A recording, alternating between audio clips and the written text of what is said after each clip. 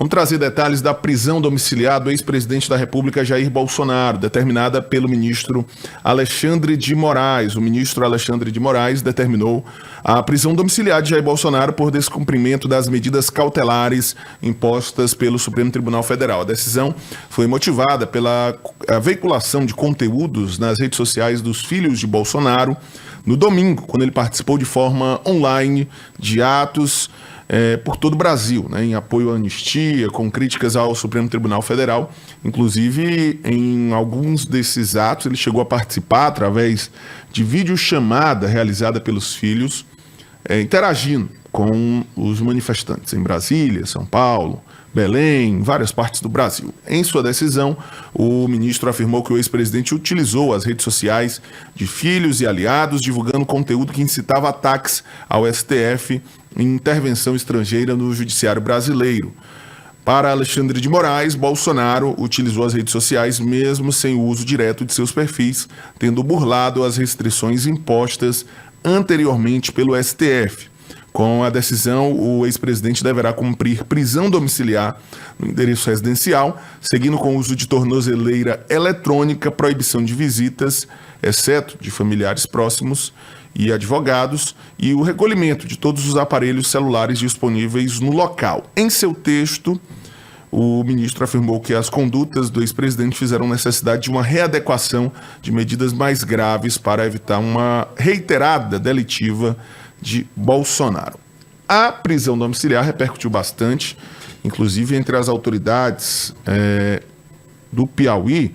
Vou trazer aqui o que disse o senador Ciro Nogueira, através das suas redes sociais. Senador Ciro Nogueira, que é um dos políticos aqui no estado do Piauí mais próximos do ex-presidente.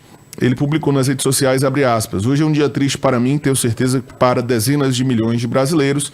A prisão domiciliar do ex-presidente Bolsonaro, antes mesmo do julgamento, é um fato jurídico com que ninguém pode concordar. Ainda acredito que no final a justiça irá prevalecer", foi o que disse o senador Ciro Nogueira, ex-ministro da Casa Civil do governo Bolsonaro. Repercussões também do lado do Partido dos Trabalhadores. O deputado Fábio Novo publicou nas redes sociais avaliando também a prisão, dizendo que Bolsonaro descumpriu as cautelares, desrespeitou a justiça e pediu para ser preso. É a avaliação do deputado estadual Fábio Novo, do Partido dos Trabalhadores.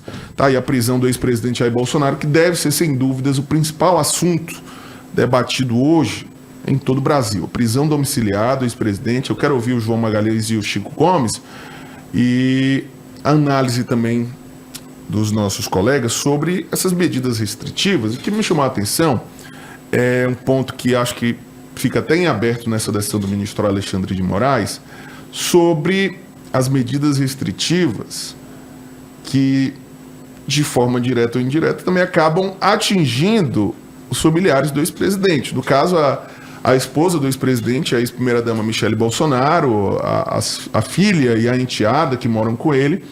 O STF determinou, o ministro determinou o recolhimento de todos os aparelhos celulares no local. E aí não ficou muito claro, nós vamos até buscar essa informação depois, se esse recolhimento também diz respeito a aparelhos das pessoas que moram com ele, dos familiares que moram com ele, como a ex-primeira-dama, a filha e a enteada. Aí vai gerar todo um debate, é preciso trazer essa informação à tona, mas é um novo episódio nessa queda de braço entre Bolsonaro, o bolsonarismo e o Supremo Tribunal Federal. Quero ouvir aqui os nossos colegas. É de fato, Natan, um avanço, né? A gente pode chamar assim de uma escalada na tensão entre o bolsonarismo e o Supremo Tribunal Federal. É bom lembrar que o presidente já tinha muitas medidas restritivas ali, a próprio uso da tornozeleira, e o ministro do Supremo Tribunal Federal, Alexandre de Moraes, entendeu que ele vinha descumprindo reiteradamente nessas medidas, culminando até agora na prisão domiciliar. É um fato político, sem dúvida nenhuma, que traz repercussão política, tanto que a bancada bolsonarista, enfim, dos aliados, tende a elevar ainda mais o tom contra, não o Supremo, mas contra a figura, né, do ministro Alexandre de Moraes, que tem, de fato, concentrado todos os julgamentos, enfim, toda a relatoria dos casos envolvendo o bolsonarismo. Agora, de fato, é uma medida que tem efeitos jurídicos, mas principalmente políticos, né? Eu acredito que o ministro Alexandre de Moraes tem demonstrado, acima de tudo, muita firmeza, no sentido de que está muito atento e sabe analisar o time político das decisões, né? Inclusive, a própria prisão domiciliar, de uma certa forma, é até algo mais leve, porque já que o ex-presidente Jair Bolsonaro vinha com medidas restritivas e vinha de forma recorrente descumprindo elas, né? Não só ele, mas os próprios familiares, eu acredito que o ministro Alexandre de Moraes também tem usado uma espécie de termômetro, né? Está analisando ali a temperatura até que se chegue no momento, de fato, de uma prisão, de uma prisão de Jair Bolsonaro e um presídio comum.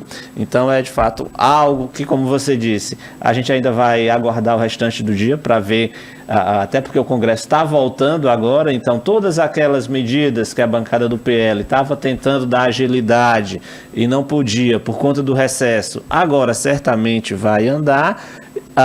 Então eu diria que é o momento agora de aguardar para saber exatamente na prática como vai ser a atuação do PL, né, que segue fechado ali com Jair Bolsonaro, uma bancada muito robusta. Os comentários de ontem já dão o tom de que certamente vão elevar a atenção com o ministro Alexandre de Moraes, que nessas horas precisa ter muito cuidado para não pisar em falso, porque qualquer piso em falso pode, sem dúvida nenhuma, acarretar numa anulação, né, em algo que possa, sem dúvida nenhuma, anular todos esses julgamentos. A gente já viu esse filme lá atrás. Teve aquele período em que todos miravam Lula, à esquerda. Agora voltaram-se para a direita e a gente percebe claramente que os aliados do ex-presidente, eles estavam provocando exatamente isso, pela fala do próprio filho Eduardo Bolsonaro, pela fala do Nicolas, pela fala do pastor Silas Malafaia, totalmente provocativa, e aí essa ligação para o ex-presidente, para que ele pudesse participar ali, já era algo previsto que ia acontecer, porque se ele estava proibido de fazer uso das redes sociais e o WhatsApp, quer queira ou não, é uma rede social e ele utilizou para se comunicar com a população que estava na Avenida Paulista, obviamente que algo ia ser feito. Agora, só para tocar num assunto aqui, João Magalhães, não sei se você vai concordar, tem aí uma provável punição ao partido PL, inclusive punindo a sigla de tirar a existência da sigla, cancelar, digamos assim, eu botar aqui o CNPJ, o que eu acho errado, porque assim, partido, sigla em si é só o CNPJ. Então assim, por que a justiça vai determinar o cancelamento de uma sigla se ela pode identificar quem das pessoas que são ligadas ao partido, quem dos membros cometeram o crime e punir essas pessoas? O partido não tem nada a ver com o que os seus membros fazem. Por que eu vou penalizar uma sigla? Por que eu vou fazer com que uma sigla deixe de existir em detrimento de alguns membros desse partido? Então essa é a minha observação. E aí, para finalizar, Natanael e João Magalhães, meu amigo, ainda vai ter muita água para rolar debaixo dessa ponte com esse fla-flu chamado direita e esquerda, bolsonarismo e lulismo. É um negócio que é o seguinte, só quem sai perdendo com tudo isso é a sua excelência, o povo brasileiro.